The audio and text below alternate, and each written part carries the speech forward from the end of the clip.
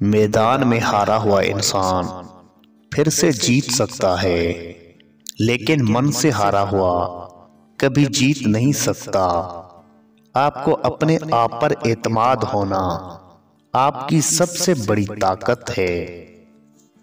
अगर तुम हारने से नहीं डरते तो तुम्हें कोई नहीं हरा सकता।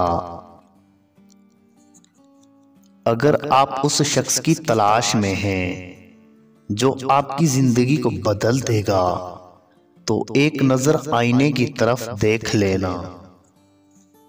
हमेशा याद रखें कि आप अपनी मुश्किलात से 1000 गुना ज्यादा ताकतवर हैं।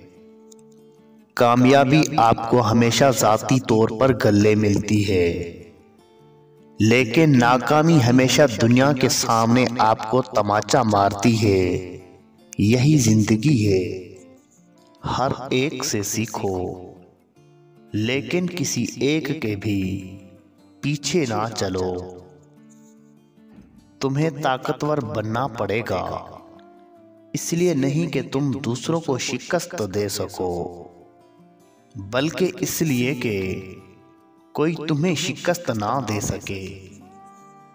सबसे बुरी और बड़ी बीमारी ये सोचना कि लोग क्या कहेंगे, लोग क्या सोचेंगे।